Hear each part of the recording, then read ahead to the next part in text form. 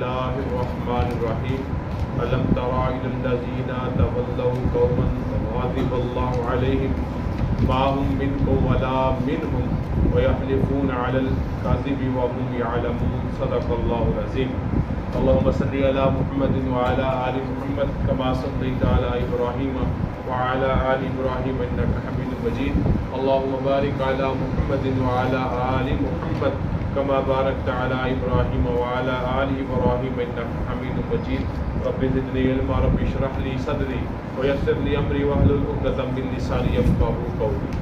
سورہ مجادلہ آیت نمبر 14 سے ارشاد باری تعالیٰ ہے الم تر الی الذین تولوا قوما، کیا آپ نے ان کو دیکھا جنہوں نے اس قوم سے دوستی کی، غضب اللہ علیہم، جن پر اللہ کا غضب ہے، ما ہم منکم، نہ وہ تم میں سے ہیں، ولا منہم، نہ ان میں سے، ویحلفون علی الکذب، اور وہ جان بوجھ کر جھوٹ پر قسمیں کھاتے ہیں، وہم یعلمون، اور وہ اس بات کو جانتے ہیں۔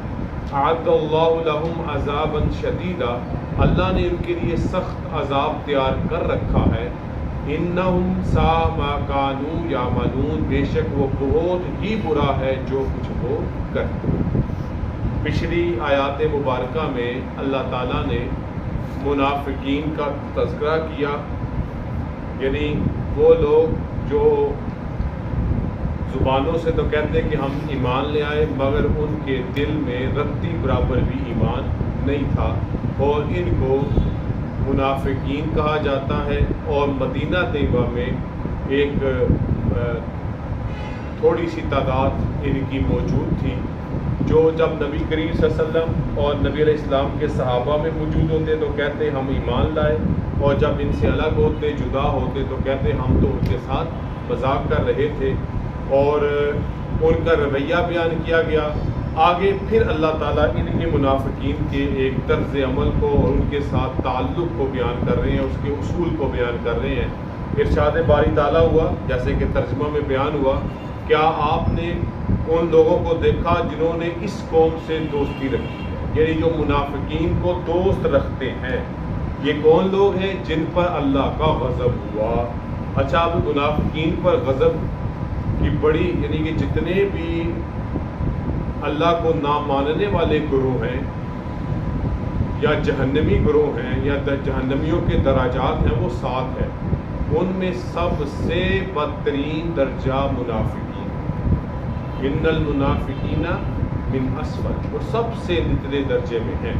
تو ان کے یہی اللہ کا ان پر غصہ اور اللہ کی ناراضگی ہے کہ ان کو جہنم میں بھی سب سے نچلے درجے میں رکھا جائے گا۔ اللہ تعالیٰ ان کے بارے میں کیا ارشاد فرما رہے ہیں؟ یہ کیسے ہیں؟ وما ہم منکم، نہ وہ تم میں سے ہیں، ولا منہم، نہ ان میں سے ہیں۔ مطلب یہ نہ مسلمانوں کا حصہ ہیں، نہ مدینہ کے کفار کا حصہ ہیں، نہ ان کا تعلق اہل ایمان سے ہے، اور مدینہ میں بسنے والے نہ ہی اہل یہود سے ہے۔ کیا ہے؟ یہ درمیان کے یعنی منافق ہیں۔ اور یحلفون علی الکذب، اور وہ جان بوجھ کر جھوٹ پر قسمیں کھاتے ہیں، وہم یعلمون، جانتے ہوئے بھی جان بوجھ کر قسمیں اٹھاتے ہیں کہ کس بات کی؟ کہ ہم مومن مسلمان ہیں، یعنی کہ اللہ کی قسمیں اٹھائیں گے اور جھوٹی قسمیں اٹھائیں گے کہ ہم مومن مسلمان ہیں، حالانکہ ان کا تمہارے ساتھ اور ایمان کے ساتھ کوئی تعلق واسطہ نہیں ہے۔ اللہ فرماتے ہیں اعد اللہ لہم عذابا شدیدا، اللہ نے ان کے لیے سخت عذاب تیار کر رکھا ہے، جیسے کہ بیان کیا کہ ان کے لیے جہنم کا سب سے سخت ترین عذاب ہے۔ انہم ساء ما کانوا یعملون، بے شک وہ بہت ہی برا ہے جو کچھ وہ کرتے ہیں۔ ان کو یہ عذاب جو دیا جا رہا ہے اس کی وجہ کیا ہے؟ ان کی بد عملی، ان کے برے اعمال۔ اللہ فرماتے ہیں اتخذوا ایمانہم جنۃ فصدوا عن سبیل اللہ فلہم عذاب مہین، انہوں نے اپنی قسموں کو ڈال بنا لیا ہے۔ کیا؟ قسمیں اٹھا کر اپنے ایمان کی یقین دہانی کرواتے ہیں کہ ہم قسم اٹھاتے ہیں کہ ہم مومن ہیں، دراصل انہوں نے اپنی قسموں کو ایک طرح کا ایمان کے لیے ڈال بنا رکھا ہے۔ دراصل کیا ہے؟ فصدوا عن سبیل اللہ، یہ اللہ کو، یہ لوگوں کو اللہ کی راہ سے روکتے ہیں۔ تو پھر فرمایا گیا ان منافقین کے بارے میں وَلَهُمْ عَذَابٌ مُّهِينٌ، ان کے لیے ذلیل کرنے والا عذاب۔ اللہ فرماتے ہیں لَن تُغْنِيَ عَنْهُمْ أَمْوَالُهُمْ وَلَا أَوْلَادُهُمْ مِنَ اللَّهِ شَيْئًا، اللہ کے مقابلے میں نہ تو ان کا کوئی مال کچھ کام آئے گا اور نہ ہی اولاد کچھ کام آئے گی۔ مطلب کیا ہے، جب یہ قیامت کے دن اللہ کے سامنے حاضر ہوں گے، ان کا مال اور ان کی اولاد ان کو اللہ کے غضب اور غصے سے بچا نہیں سکے گی۔ اولئک اصحاب النار ہم فیہا خالدون، یہ جہنمی لوگ ہیں، دوزخی ہیں، جہنم والے ہیں اور اس میں وہ ہمیشہ رہنے والے ہیں۔ پھر اللہ ان کے ایک اور رویے کو بیان کر رہے ہیں، قیامت کے دن یہ کیا کریں گے، یوم یبعثہم اللہ جمیعا، جب اللہ تعالیٰ ان سب کو قبروں سے اٹھائے گا، فیحلفون لہ، تو وہ اللہ کے سامنے بھی قسمیں اٹھائیں گے، اپنے ایمان کو ثابت کرنے کے لیے کیا اللہ کے سامنے بھی قسمیں اٹھائیں گے۔ یہ کتنی بے وقوفی کی حد ہے کہ اس ذات کے سامنے قسمیں اٹھا رہے ہیں جو ہمارے ہر عمل سے واقف ہے، ہمارے ہر قول سے واقف ہے، ہماری زبان کی باتوں سے اور دل کے حال سے خوب واقف ہے، اس کے سامنے قسمیں اٹھائیں گے۔ کیسے؟ کما یحلفون لکم، جیسے وہ تمہارے سامنے قسمیں اٹھاتے ہیں، اور یحسبون انہم علی شیء، اور وہ سمجھ رہے ہیں ہم صحیح راستے پر ہیں، ہم جو کر رہے ہیں درست کر رہے ہیں۔ اللہ فرماتے ہیں الا، خبردار، انہم هم الکاذبون، بے شک یہ لوگ کیا ہیں، جھوٹے ہیں، کہ ان کا سچ کے ساتھ کی قسمیں بھی جھوٹی، ان کے بول بھی جھوٹے، ان کی بات بھی جھوٹی اور ان کا ایمان بھی جھوٹا۔ اللہ پھر فرماتے ہیں ان کے ہی بارے میں استحوذ علیہم الشیطان وانساہم ذکر اللہ، ان پر شیطان نے غلبہ پا لیا ہے۔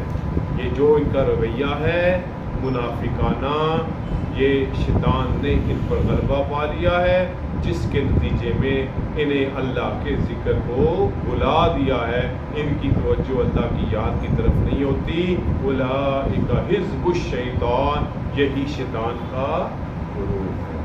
الا ان حزب الشیطان هم الخاسرون، خبردار، شیطان کا گروہ، اس میں کوئی شک نہیں، بے شک یہی نقصان اور خسارے والا ہے۔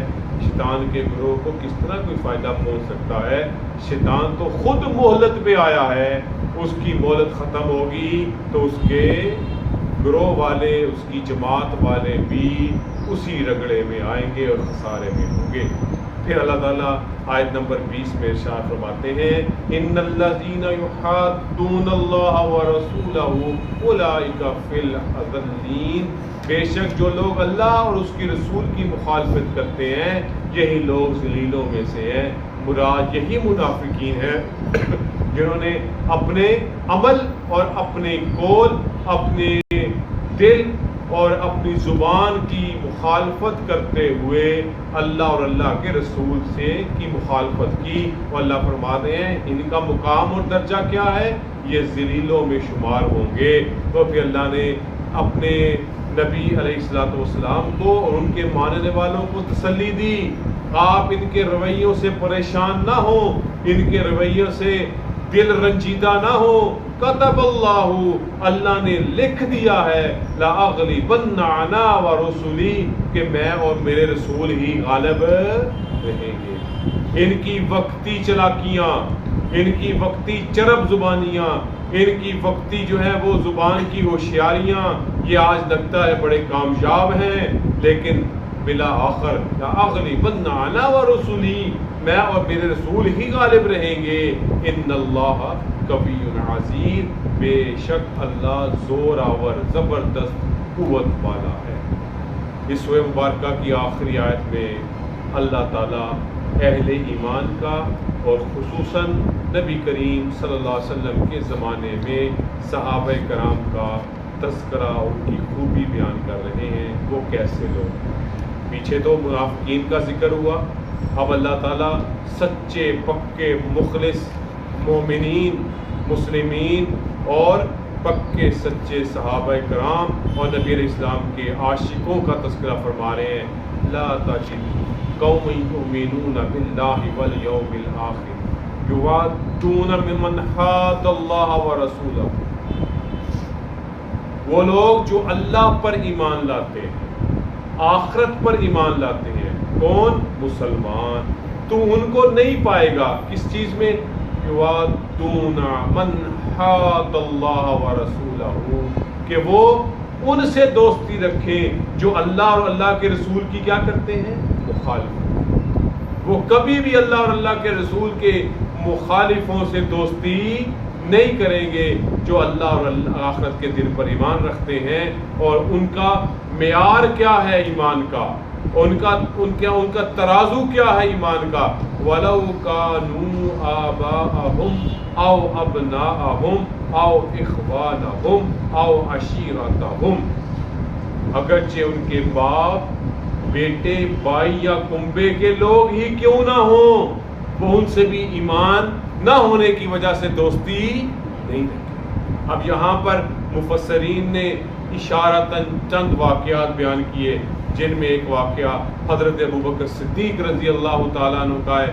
جب تک ان کے والد اسلام نہیں لائے تھے، وہ نبی علیہ السلام کی شان اقدس میں غیر مناسب باتیں کیا کرتے تھے. ایک دفعہ حضرت ابوبکر صدیق نے اپنے باپ کو تھپڑ دے مارا. انہوں نے پرواہ نہیں کہ میرا باپ تھا. نبی علیہ السلام کے سامنے تذکرہ ہوا، آپ نے ان کو منع کر دیا اپنے باپ کے ساتھ ایسا نہ کیا. اسی طرح یہ حضرت ابوبکر صدیق ہیں. ایک غزوے میں جو بیٹا مسلمان نہیں ہوا تھا مقابلے میں آ گیا، بہرحال وہ بھی بچ گیا، یہ بھی بچ گئے. اللہ نے بعد میں بیٹے کو ایمان کی توفیق دی. بیٹا باپ سے کہتا ہے ابا جی فلاں لڑائی میں آپ میری تلوار کے نیچے تھے، لیکن میں نے اپنی تلوار کو روک دیا کیونکہ آپ میرے باپ تھے. آگے سے ابوبکر صدیق نے یہ فرمایا بیٹا اگر تو میری تلوار کے نیچے ہوتا تو بچتا. اسی طرح اور بھی کتنے. ہاں عبداللہ ابن ابی رئیس المنافقین، جتنا شریر جتنا شیطان، اس کا بیٹا اتنا ہی مخلص مومن مسلمان جو اپنے باپ کی حرکتوں سے پریشان رہتا تھا.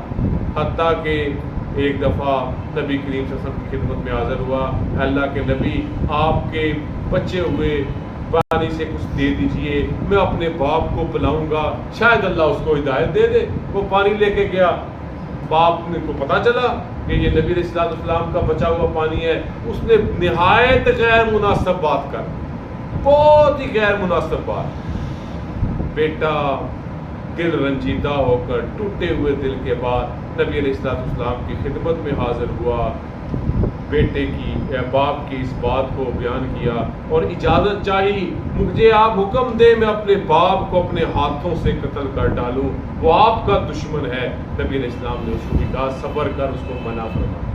مطلب کیا؟ جو مومن مخلص تھے وہ کبھی بھی ان سے دوستی نہیں رکھتے تھے جو اللہ اور اللہ کے رسول کی مخالفت کرنے والے تھے. اگرچہ مخالفت کرنے والے ان کا باپ ہو، ان کا بیٹا ہو، ان کا بھائی ہو اور ان کا رشتہ دار ہی کیوں نہ ہو. اولئک کتب فی قلوبہم الایمان، اللہ تعالیٰ نے ان کے دلوں میں کیا لکھ دیا؟ ایمان. وَأَيَّدَهُمْ بِرُوحٍ مِّنْهُ، اور اللہ ان کو اپنے فیض سے قوت دی. روح سے مراد کیا ہے؟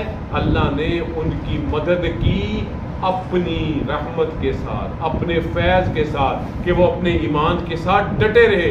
اور بعضوں نے کہا روح سے مراد حضرت جبرائیل امین بھی ہیں کہ اللہ نے ان کی ہمیشہ فرشتوں کے سردار کے ذریعے سے مدد کی. وَيُدْخِلُهُمْ جَنَّاتٍ تَجْرِي مِن تَحْتِهَا الْأَنْهَارُ خَالِدِينَ فِيهَا. ان تمام تر ایمان کی صفات اور خوبیوں کا نتیجہ کیا نکلا؟ اللہ ان کو ایسی بہشتوں میں، ایسی جنتوں میں داخل فرمائیں گے جن کے نیچے نہریں چلتی ہوں گی، خالدین فیہا، جس میں وہ کیا کریں گے؟ ہمیشہ رہیں گے. ایک دوسرا جو ان کو سرٹیفکیٹ جاری ہوگا، وہ سرٹیفکیٹ ماتھے کا جھومر ہے. رضی اللہ عنہم ورضوا عنہ، وہ ایسے لوگ ہیں کہ اللہ ان سے راضی ہو گیا اور وہ اپنے رب سے راضی. اس لیے ہم صحابہ کرام کے ساتھ کیا لفظ بولتے ہیں؟ رضی اللہ تعالی عنہ. یہ سرٹیفکیٹ اللہ نے ان کو ان کے ایمان کی وجہ سے اور ان کے ایمان کی مضبوطی کی وجہ سے، ان کے اعمال کی وجہ سے دیا. رضی اللہ عنہم ورضوا عنہ، یہ ایسے لوگ ہیں اللہ ان سے راضی ہو گیا اور نتیجتاً وہ بھی اپنے رب سے راضی ہو گئے. اولئک حزب اللہ، پیچھے تذکرہ ہوا حزب الشیطان کا، اور یہاں پہ کن کا تذکرہ ہو رہا ہے؟ حزب اللہ کا، اللہ کے گروہ کا، جو اہل ایمان بھی ہیں اور اہل ایمان کو دوست اور اپنا ساتھی رکھتے ہیں، اور اللہ کے دشمنوں اور مخالفوں، اللہ کے رسول کے دشمنوں اور مخالفوں سے بھی دوستی نہیں رکھتے. اللہ خبردار، ان حزب اللہ هم المفلحون، بے شک اللہ کا گروہ حزب اللہ ہی وہ کامیاب ہونے والی جماعت ہے جو اللہ اور اللہ کے رسول سے محبت میں ہر طرح کی دشمنی مول لے لیتے ہیں، چاہے وہ دشمنی اپنوں سے ہی کیوں نہ ہو. اللہ تعالی ہمیں ایمانی صفات سے نوازے، ایمان والی زندگی اور ایمان والی موت عطا فرمائے. وآخر دعوانا الحمدللہ الحمدللہ رب العالمین والصلاۃ والسلام علی رسول الکریم. ربنا آتنا فی الدنیا حسنۃ وفی الآخرۃ حسنۃ وقنا عذاب النار. اللهم انا نسألك العفو والعافیہ فی الدین والدنیا والآخرہ. ربنا اغفر لنا ربنا اغفر لنا ربنا اغفر لنا من كل ذنوب من الصغائر والكبائر. اللهم انا نسألك الجنة ونعوذ بك من عذاب القبر ونعوذ بك من عذاب جهنم ونعوذ بك من فتنة المسيح الدجال ونعوذ بك من فتنة المحيا والممات. وصلى الله تعالى على محمد.